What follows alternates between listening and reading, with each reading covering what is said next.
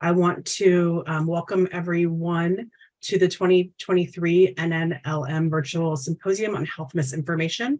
And I'm really glad you are able to join us here today. I know for a lot of our East Coasters, this will end a little late for you, so thanks for sticking around for it. My name is Bobby Newman, and I'm the Community Engagement and Outreach Specialist for the network of the National Library of Medicine Region 6, which is at the University of Iowa. A few technical items before we get started. All attendees have been muted, but we do welcome your questions and comments in the Zoom chat at any time. Be sure to select everyone from the drop-down menu when posting your comments to ensure that all attendees can see them. VFairs is providing technical assistance for us today, and we have additional NNLM staff here keeping an eye on the chat with me. If you have questions for the speaker, please use the Q&A function to ensure that they do not get lost in chat. We also have live closed captioners for this event. You can access closed captions by clicking on the icon with the 3 dots and then selecting closed caption. If you would like to share on social media, we encourage you to use the hashtag for the event, HealthMisinfoNNLM. A quick word about who we are. If you've been in earlier sessions, you've probably seen this already, so I do apologize. The National Institutes of Health is the nation's leading medical research agency, and many of you might be more familiar with the National Center for Allergy and Infectious Diseases, which is one of the many institutes and centers at NIH. NLM, or the National Library of Medicine, is one of the 27 institutes and offices of the National Institutes of Health. It is the world's largest biomedical library and produces online resources such as PubMed and Medline Plus. NNLM, the network of the National Library of Medicine, is an outreach program of NLM, and it works to ensure health professionals and the public have equal access to health information.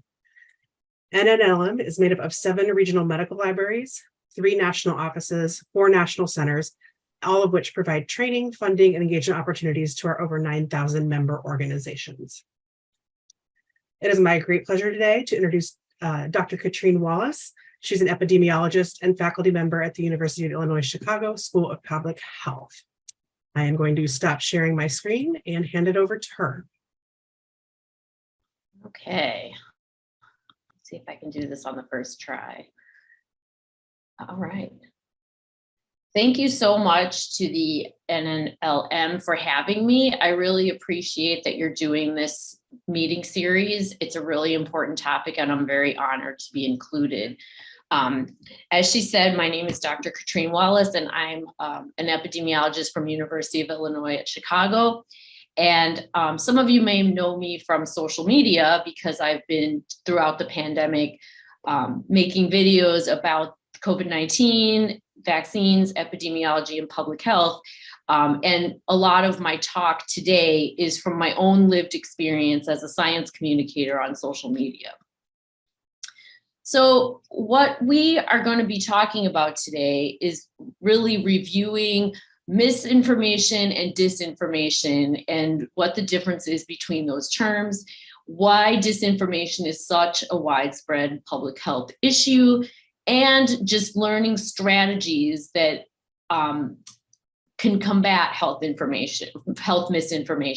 So from the way that I can see it, there's really 4 levels of how we can combat health misinformation. So, you might be thinking, well, what can I do personally to fix this problem? But there is things that we all personally can do on the individual level. So let me get into it. Oops. All right, so first of all, let's just talk about what misinformation is. So obviously information that is false, inaccurate, or misleading according to the best available evidence at the time. And this is important to say at the time because, people will now retroactively say, well, Dr. Fauci said at the beginning of the pandemic, we didn't have to wear masks. And then that was misinformation because then he said we did, and things like that. You'll see that all the time on different social media platforms and things, basically kind of assessing misinformation by today's standards and putting that retroactively into the past. And we really can't do that. What we do is we assess information at the time that it was put out, and anything that doesn't line up with the current evidence, we call that misinformation. And that's a really important point, because you will see some disingenuous bad actors online trying to call things misinformation. I even get it done to myself, where people will pull up old tweets I made in like 2020 and be like, so is this still true? This didn't age well, and things like that. So we need to use a lens that's appropriate when we're calling things misinformation. And, just who is vulnerable to misinformation? The answer to that is everybody. Me, even though I debunk misinformation online all the time, sometimes you see something and you're like, is that true? It doesn't really matter who you are or how much you look at something, you are still vulnerable to misinformation. And I like this infographic from the United Nations Verified Initiative that basically just blacks out most of the story. And it just says, Little Red Riding Hood lived with the wolf and she lived happily ever after. Now, we know that's only part of the story, right? But this is what happens, and we're all vulnerable yet again.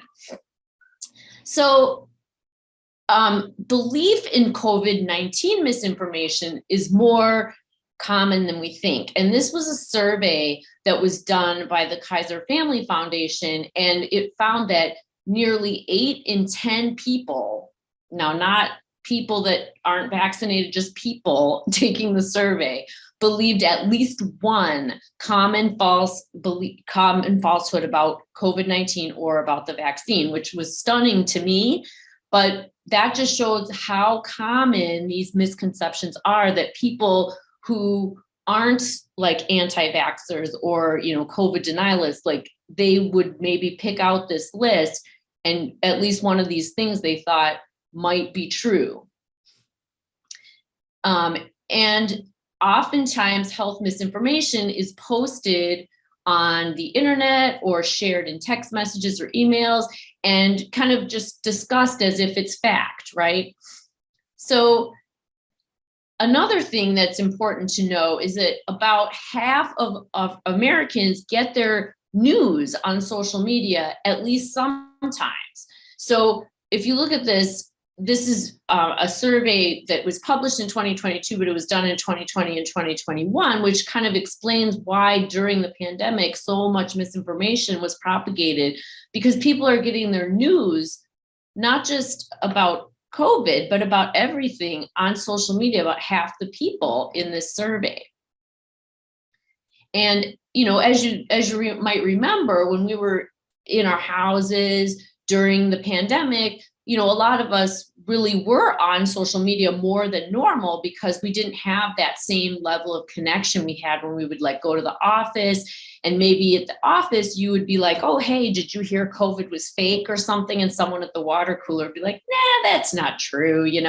There wasn't that kind of societal checks and balances because we were all at our houses on social media, and these algorithm driven platforms kind of sorted us into these groups of people who believed certain things. So this set a stage for misinformation for sure. And this survey shows that social media users are actually more likely to believe false information. So that compared to people who get their news in newspapers, TV, from their doctor or from, state or local leaders. So that's problematic. And again, because we were all on social media, it doesn't really take too much of a mental leap to see what's going on here during the pandemic. So social media, like I said at the beginning of this presentation, I've used it successfully to spread health information, correct information, and to debunk misinformation during the pandemic. And I've been on all of these platforms that you see these icons on the left of the screen. And so for many people, it was a good outlet to spread good information and to receive good information. But, it does have its pros and cons. The pros is that in public health, our biggest goal is to meet people where they are. And that's how you create behavior change. You create people, you meet people where they are, you kind of give them the information that they need to receive to make behavior change, right? So it was a good modality to communicate data and information to many people quickly and effectively for us science communicators. And it makes also important information and science information, or maybe some dense information, fun, right? You know, maybe people won't read a scientific paper, but they will watch a TikTok where I'm kind of showing a graph and explaining something with good music playing, or I'm roller skating or something like that, right? So it boils down information and gives it to people in a 1 minute dose instead of like a dense research paper. So those are some pros. Some cons are that people's attention spans on social media are short, right? Algorithm-driven platforms, like we said before, kind of sort people into what they're already interested in. There is harassment to people that want to, especially people like me that talk about vaccines online. And also misinformation tends to spread really fast because usually misinformation is kind of sensational viral content. So social media algorithms, like I mentioned on the previous slide, are based on engagement, and engagement will drive how often you personally will see something. So if you're somebody that likes cats and you are really into cats and like a lot of pictures of cats, then the algorithm is going to keep serving you pictures of cats, right? So people that have anti-science beliefs and are interested in conspiracy theories will be shown more of that kind of content, right? So I don't see that in my feed ever, but people send me these videos, but I don't get those videos because I like the other kind. Like I like things that are based in science, so I don't get served those videos, right? So the algorithms work to give you more of what you want. And so because of this, they're designed to keep people on the app.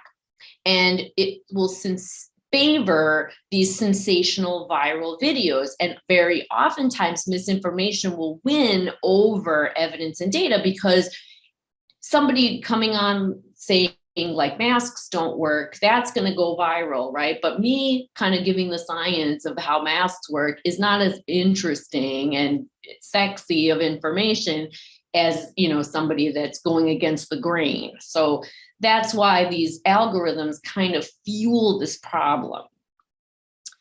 So also, now you've probably heard that there's this proposed TikTok ban, and this is kind of relevant because there's people that are proponents of this ban cite two different concerns. And for anybody that doesn't know, TikTok is a social media platform where it's videos, and you kind of just scroll. If you don't like a video, you scroll, and then, it'll keep serving you videos via this algorithm. And that's where I put out most of my content, and then I repost it on other networks. So proponents of the TikTok ban cite two general concerns. One is that kind of a privacy concern, that TikTok's parent company, ByteDance, is a Chinese company, and that the Chinese Communist Party may get access to our information. And the second concern is that some politicians in the US are concerned that the Chinese Communist Party is controlling this algorithm that they have to target propaganda and more disinformation to US users. So a point that people keep repeatedly pointing out to in these hearings is that even if TikTok was owned by a US company, the US has almost no legal regulations on how social media companies collect and share personal information or these algorithms. There's no regulations about these algorithms at all. So it could even happen if TikTok was a US company, and in fact does on the Meta platforms or any of the other ones. So it's very interesting.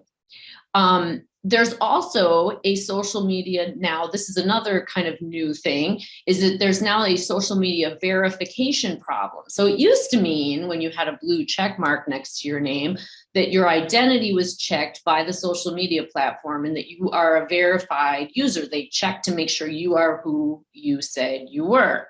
And usually it was a hard process to go through. You had to be like a notable person and you had to be associated with a university or something like that. So medical creators with blue check marks were affiliated with a bona fide institution. So now this has been kind of turned on its face, and platforms like Twitter, Facebook, and Instagram are now selling blue check marks as a status symbol. And so now anybody can pretend they're me and verify that account and start posting whatever they want. And there's nothing I can do about it. So it's a way that misinformation continues to spread on social media under these verified accounts that are only verified because they purchased the verification.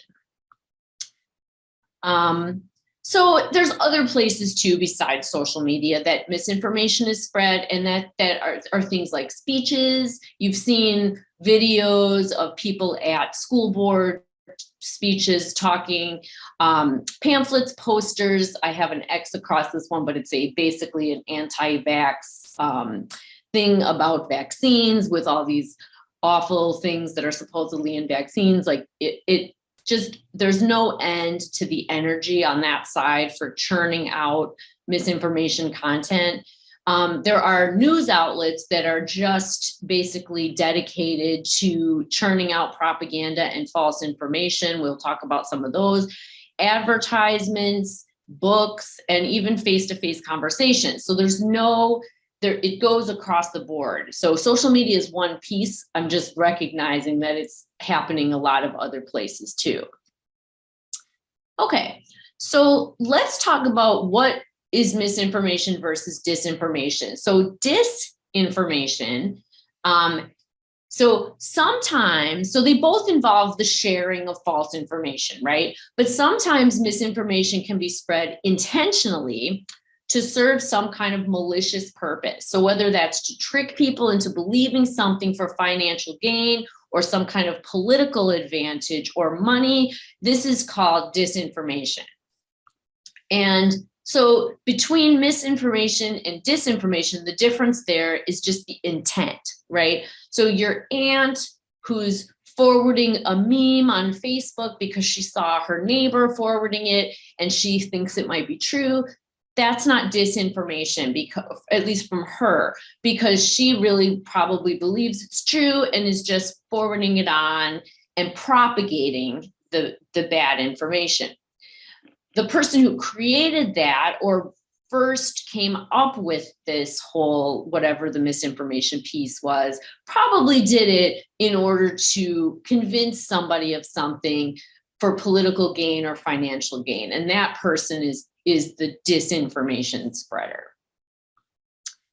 So who spreads disinformation? Why would somebody do that, right? So doctors, politicians, celebrities, and activists all convey false information, and not uncommonly with selfish motives. So there's this great article from the Washington Post that I highly recommend from 2021 about how wellness influencers are fueling the anti-vaccine movement, because they have all these wellness influencers, they have storefronts on their pages, and they all sell like supplements and books and all kinds of things. So this really, the anti-vaccine movement was kind of an opportunity for the wellness industry to kind of just keep, the momentum. The pandemic gave them a lot of momentum. And this report was done by the Center for Countering Digital Hate, the Disinformation Dozen, where they went through Instagram posts of anti-vaccine content for a certain number of months and found that this group of 12 individuals was responsible for originating about 65% of all anti-vaccine content on Instagram. And they did this follow-up report because people were like, well, why would they do that? What's the reason? And like I just said, their social media page serves as a storefront, and it's a huge industry which only increased over the course of the pandemic. So they sell anything from books to coaching to supplements, beauty products, telehealth visits to get off-label, ivermectin and things, non-evidence-based treatments for COVID. So, and the beautiful thing for them is that no sales force is needed for them to sell their products because people will share their memes and infographics on social media for free. And as an example down here is Joe Mercola, who was #1 on the list. He makes millions of dollars on his social media, via his social media channels, funneling people to his website where he sells pretty much all the things on that list. But so that's why those people spread disinformation. But why do normal people spread misinformation? Like what do everyday people have to gain, right? So most of the misinformation online is spread by normal people who actually don't know that the claims they're spreading are false or misleading. And I know this from discussing things directly with people who will come on my page and try to argue with me about something. And then when I push back and say, well, this study says this, this, and this, they have no idea any studies were ever even done. They're just parroting information that they saw from these disinformation spreaders, right? So they're forwarding stuff that that was shared by someone else that they know. And they probably think they're helping. They probably think they're helping other people by being like, this is crazy. This vaccine is dangerous. They probably think it really is dangerous and that they're helping. So many people may be raising a concern, also trying to make sense of conflicting information. This is something that I truly think doesn't get enough discussion. I think the pandemic was very scary for people. And I think, not understanding the complicated immunology and science really led a lot of people to take the path of the least resistance to a conspiracy theory, just like, oh, well, maybe it's all fake. That's a lot easier to grasp for people than a deadly virus that's spreading and mutating, right? So at the beginning of the pandemic, I think a lot of people probably just wanted to make sense of very complicated, dense information that scared them. And that seemed like, oh, okay, I can grab onto that and understand it, So, and some people are seeking answers to honest questions. There are a lot of people that are just asking questions online that are not genuine questions, but I think some people really do, at least did have honest questions to start with. So people like to feel like they have new information that other people don't know. So like this person who's tweeting, the doctors are hiding important information about the vaccine. Listen to this one nurse and what she has to say about it. How many of you have heard that? This one healthcare professional, the fringe healthcare professional that comes online and says that something's dangerous when the rest of the medical community is saying otherwise, right? So people also want to protect the people that they care about, right? So, this person saying like, I admit it, sometimes I share things without checking first, but honestly, I feel like it's better to be safe than sorry. So people just forward things because they think they're helping. Also, people may be seeking explanations or wanting to share information that helps them make sense of events like we just talked about. People also want to feel connected to others. And this is another thing that kind of really proliferated during the pandemic, is these connections people made with others online who believed the same things that they believed. So what can we do, right? What is the strategy to help? What can we as people do to help this problem? Because it's obviously a huge problem. So it's easy to feel like Me, I can't do anything about it. So, so like I said at the beginning, there's a multi-layered approach to how we can deal with misinformation. And there's the personal level, interpersonal level with other people, community level, and then a policy level. So let's talk first about what we personally can do. We can verify information before we share it. And this is really important. And like I said, even for me, who does this every day, all the time online, I see things sometimes and I'm like, really? And then, you have to check everything very carefully, read stuff. Misinformation can be really hard to detect. So this United Nations Verified Initiative infographic basically is, before you share, verify before you amplify, right? Who made it? What is the source? Where did it come from? And why are you sharing this? When was it published? Make sure it's current. All these questions you can ask yourself before just, sharing something. And just because somebody that shared something, just make sure you still check it.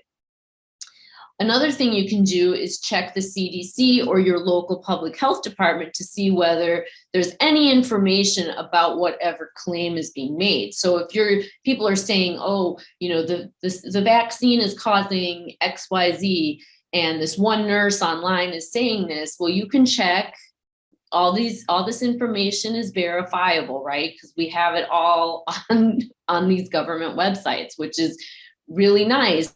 They have the good, the bad, the side effects, everything is on the website or in the product label, which is on the FDA website. Making sure the information is current, checking the dates, making sure that you're not sharing an old picture of, Barack Obama in a laboratory that says, oh, this was him at the Wuhan lab or something, and it's not, so making sure that what information you're sharing, just because it has a caption doesn't mean the caption is correct. Asking a credible health professional, such as your doctor or a nurse, if they have any additional information. This is another thing, people before the pandemic, I feel like would ask health professionals about health issues, but now it seems like the information is moving faster than we can actually double check things, right? So you might not have an appointment with your doctor, but maybe you can send them a message on, if you really were worried about a vaccine or something, you could send a message on the portal or something and just ask, is this true what I'm hearing? And also, just taking care before you share. Is the information stated by a credible source? You can type the claim into a search engine to see if it has been verified by at least one verifiable source, like the Mayo Clinic here, or the NIH, or the CDC. Like if you type something in and the only thing you find are like the Daily Mail and things like that, red flag.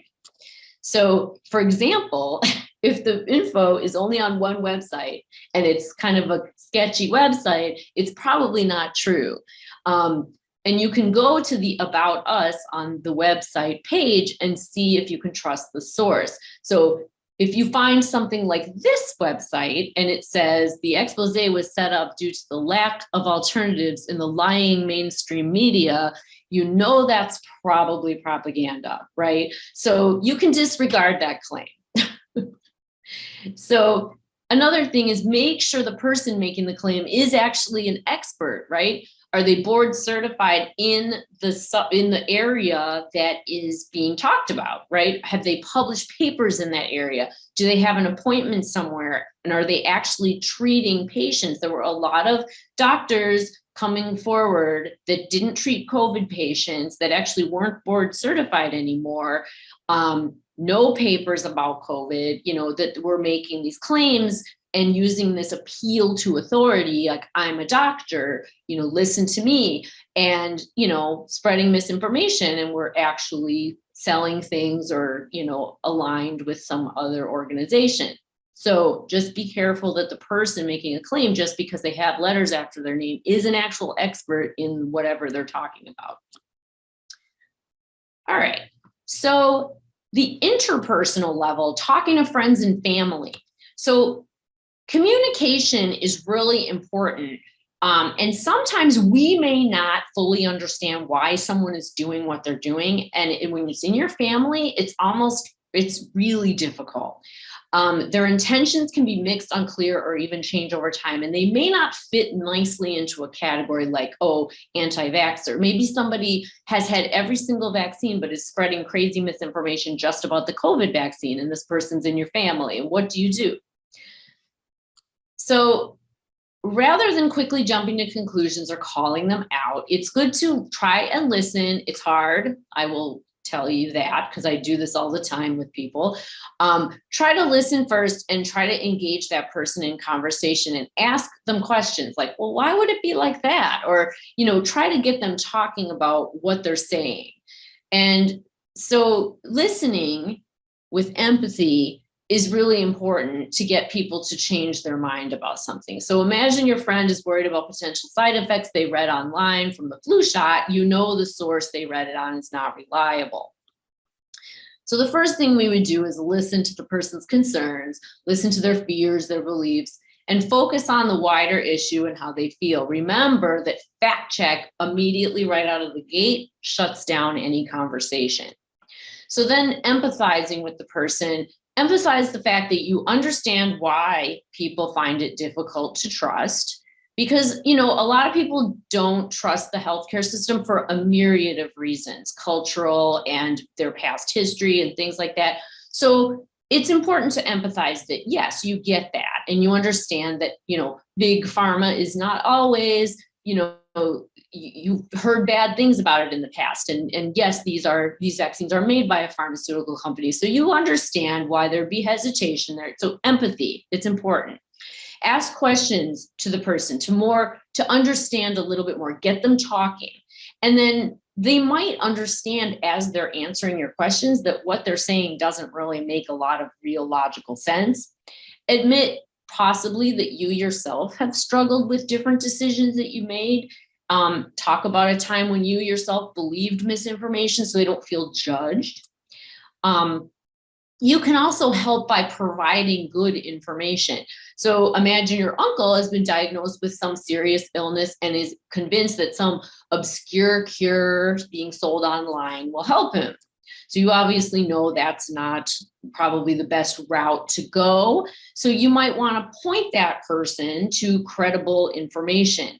Underscore that finding accurate information can be hard, even for you, and emphasize the need to really look at credible sources and experts, and remind them that an expert on one topic, like we just talked about on a few slides ago, may not be the best expert on another topic, or a celebrity might not be a good expert on whatever their disease is. So it's really important not to use shaming language or tone. And I have actually, I will admit, come a long way with this, because at the beginning, I would just assume every question was disingenuous and be like, oh yeah, right.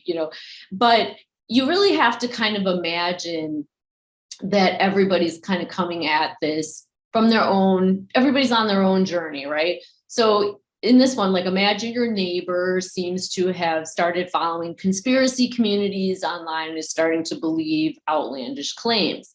So an important thing is just to not shame people. Try to have conversations, again, like the listening with empathy, having conversations in comments under social media posts is not going to work.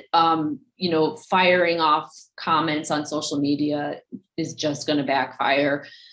Being gentle and empathetic, shaming is definitely counterproductive. It'll just get them more entrenched in their beliefs. So also, this is a good way to kind of get people to understand what you're saying. And it's called the truth sandwich approach. So if you imagine your sister has been reading a news source that reports misleading statistics, cherry-picked and out of context, and she's saying she won't get the new booster because she read that it's dangerous. So this is the way you would do it. You would sandwich the misinformation between two truths. So you start with the truth, the first frame gets the advantage, right? And then you can indicate that some people have been spreading misinformation. Avoid amplifying the information, but you can say you understand that there has been misinformation. And then you return to the truth. Always repeat the truths more than once. Also, using inclusive language is important. Like if you imagine an old friend from your high school friend group is sharing misinformation about some fad diet that you think is extreme and potentially dangerous, you could show how you also sometimes struggle. Use language that makes it clear that you might be impacted if it's appropriate. You don't want to like make everything about you if it's something that has nothing to do with you, but explain that you care about their well-being without shaming them, right? It's difficult to do. All right, so what can we do as communities on the community and organizational level? So we need to make sure that people have kind of education on risk benefit somehow, because humans are very bad at assessing risk.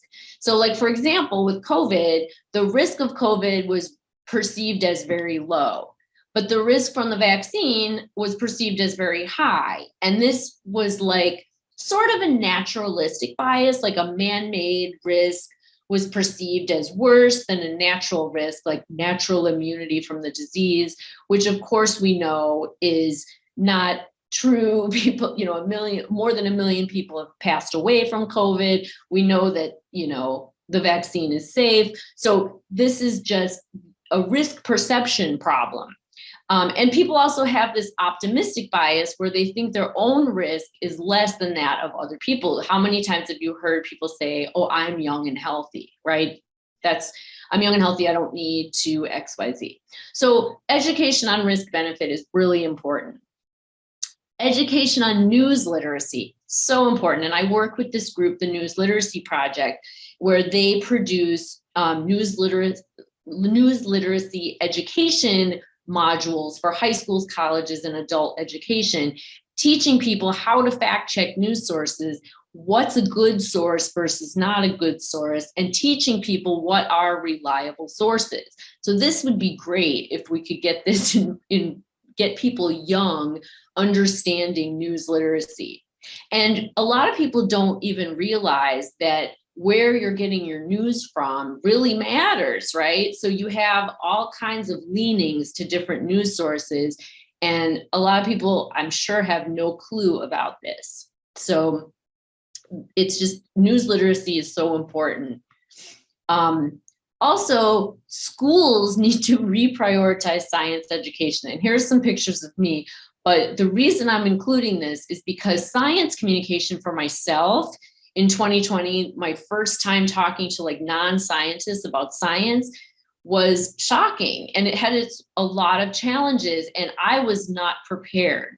So the public, in my eyes, was very vulnerable to this co-epidemic of misinformation spreading, because when I started coming online and talking about, different things, public health, epidemiology, people were asking me questions that I was like, oh, I need to make a series of just basic videos about science, because people didn't understand levels of evidence, like that a clinical trial, those data are better than like an anecdote on Facebook that someone's saying because they're a nurse or something, and like how science even works. Like once we collect more data, then we have a new set of, we have a new assumptions, right? So yes, maybe we didn't wear masks right at the beginning of the pandemic, because at that point we were assuming that COVID was like the flu or, other respiratory viruses, where when you're actually symptomatic,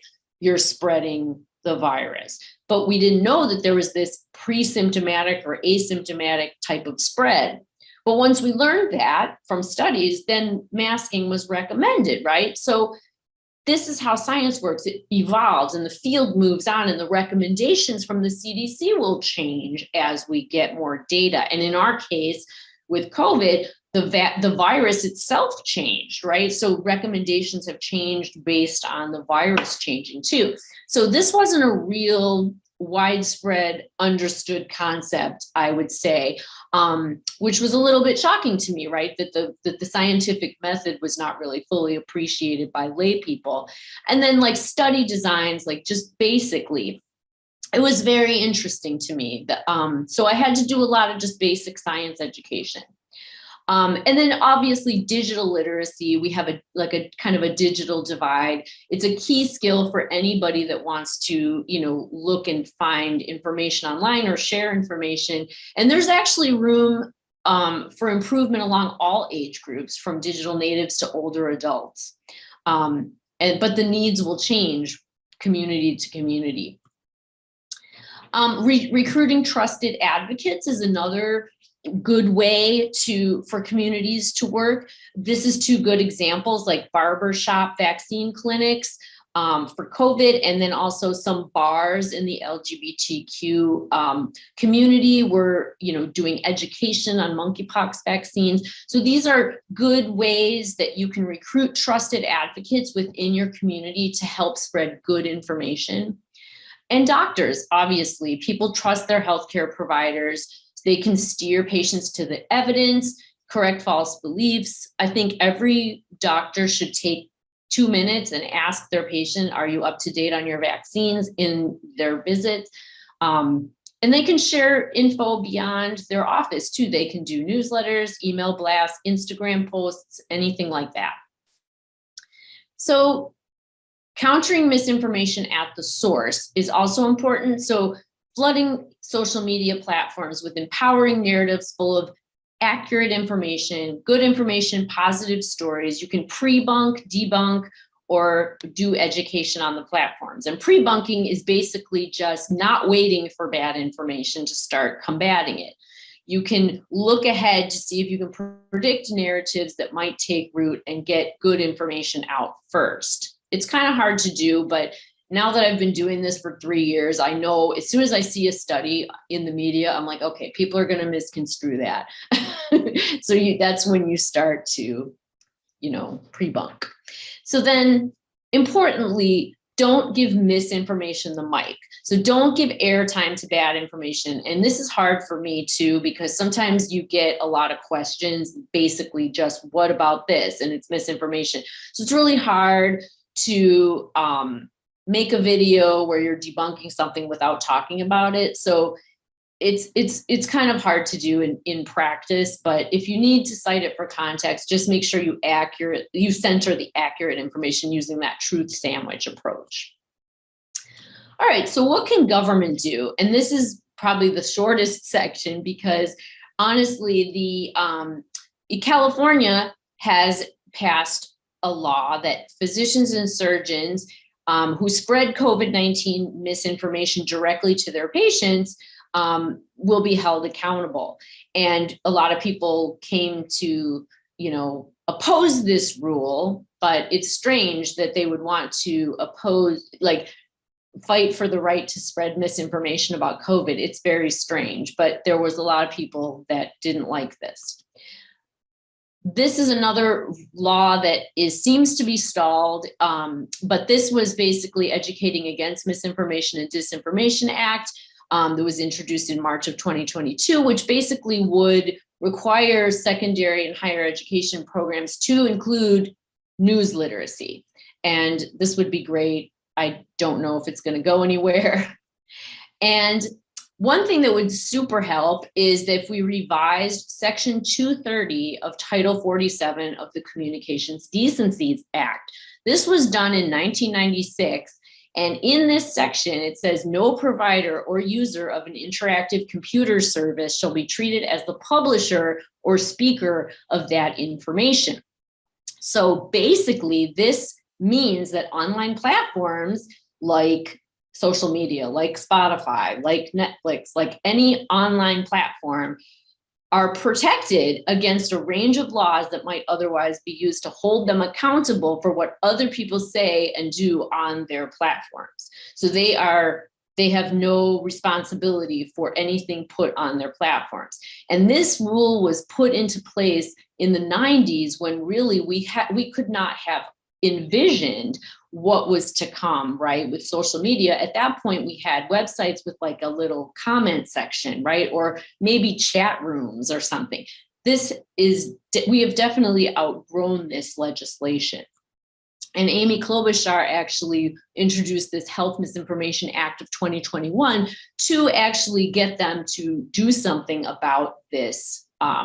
And the Supreme Court, during all this TikTok stuff, actually were talking about Section 230 as well. It's huge. And it would be, if they change that, it would be very, very detrimental to the social media companies that are making millions of dollars off of misinformation from advertisers. So I'm thinking I'm right on time here. So what we can do about misinformation is we have these 4 levels of societal response to misinformation, and all play a different role. We personally can verify information before we personally share it, right? We can support our loved ones, our friends, our family with good information. We can help them find good information. We can listen, we can empathize. Community level, we can educate and we can advocate. And the policy level, that's where we would legislate. And we all have the power to shape our information environment, but we have to use that power together. All right. I probably Wonderful. Thank you so much. I went really fast, I think, but I wanted to make sure I covered everything. No, it was great. And I really loved that you had specific examples, especially with how to address things like with family members or that type of thing. So yeah, so we have about 14 minutes. So we have some time for Q&A from our attendees. So if you have a question, please just use the Q&A function. So we don't lose them in chat, although chat has been pretty quiet in this session. We're winding down for the day. Yeah.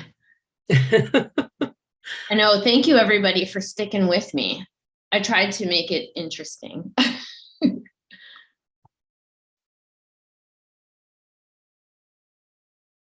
I thought the information too about people's responses, that you just immediately calling them out or shaming them for sharing misinformation doesn't work was really helpful. Well, I've learned that from experience. I was not very good. I was not expecting to have to be doing that at all, so it was sort of interesting. Like the only science communication I had ever done is in a classroom before the pandemic.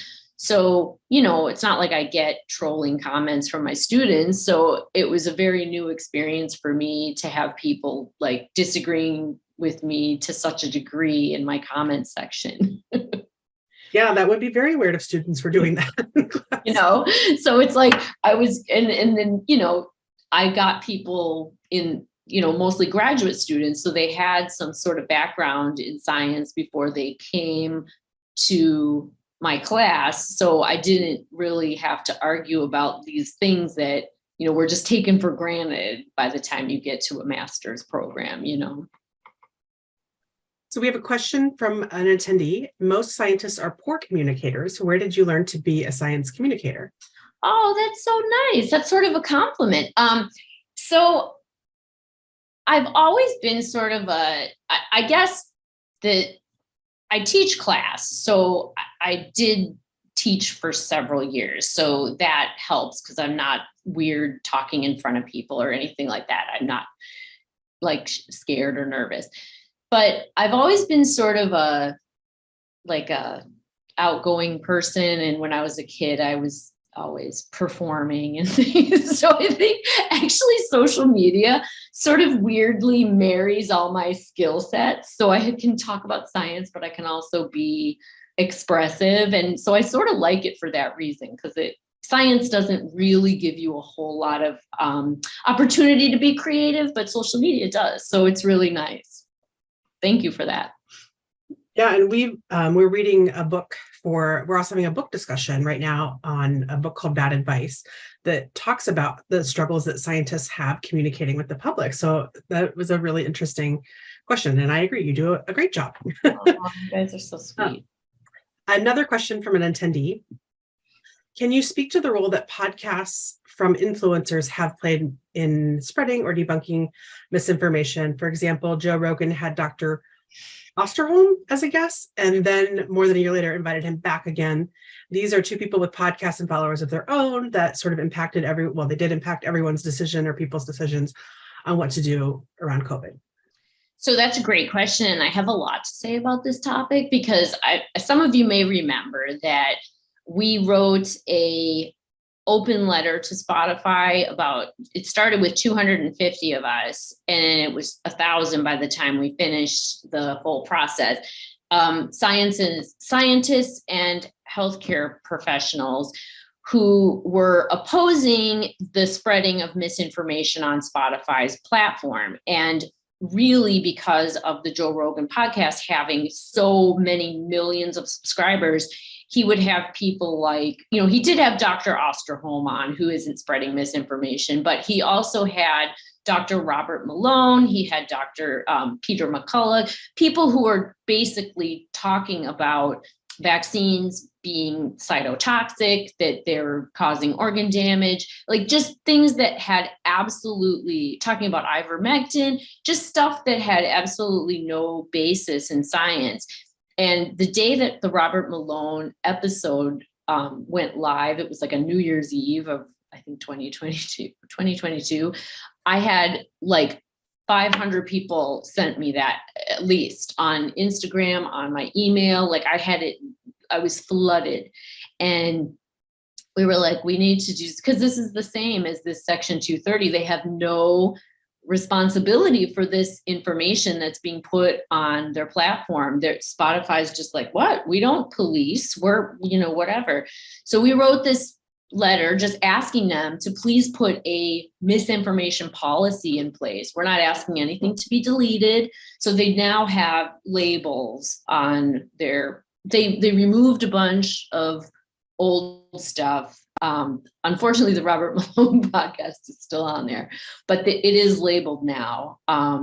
So we did do something, but yes, I agree. Podcasts are just another online mechanism of misinformation spreading. And when somebody has a platform the size of Joe Rogan, it is causing what we call false balance, right? So it's like he's got such a huge microphone that him saying something wrong is getting amplified to such a huge degree that it seems like there's two sides to the scientific information when really there's not. The vaccines have been shown to be effective. They've been shown to be safe. But when anti-vaccine information is on a platform of that size, it's a huge problem. Okay, and we've got another question. How would you manage scientific literacy barriers when trying to talk about misinformation? I find that to be a challenge sometimes when trying to address misinformation with peers and friends. It's quite difficult to get into odds ratios, p-values, etc. Yeah, I agree. So it's hard even talking about that with my students. So I understand I don't talk about that. Statistics, I kind of pretty much leave out of conversations about misinformation unless it's really necessary. So, I would just say with the person spreading misinformation, if they're misinterpreting statistics, which happens a lot, I would explain why that's a misinterpretation and why that's not a proper way to do the analysis. But I would leave out, if you're just trying to say, oh no, vaccines are safe because, this is in this statistical test, like people are going to glaze over, right? I would just say, oh, we've had, this many studies now showing that this is safe in pregnant people. And, we know that COVID is really dangerous in people that are pregnant. So we want to make sure those people are vaccinated, and you could send them sources too, if they want to look at that themselves. But I try to stay away personally from doing a methods kind of response because people aren't going to respond well to it. I just talk about the sweeping conclusions of studies pretty much. Great, thank you. All right, I'll give it another second here. And if not, I These will. are good questions. You guys are making me think. Me too. It's been a while since I've been in a stats class. I was like, p-value. Yes, p-value.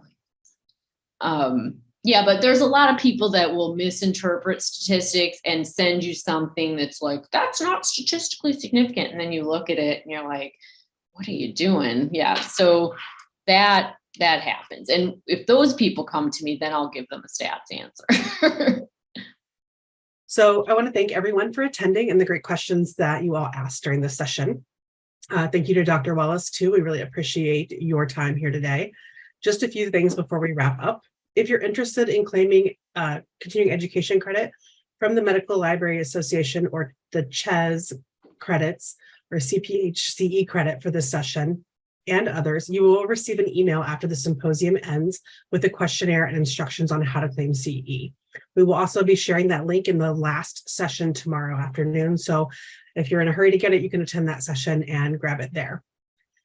Our next session starts tomorrow morning at 11:30 a.m. Eastern time, and we are having our final keynote of the 3-day event.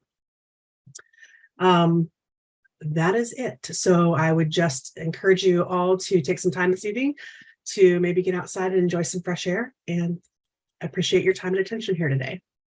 Have a great evening. Thank you.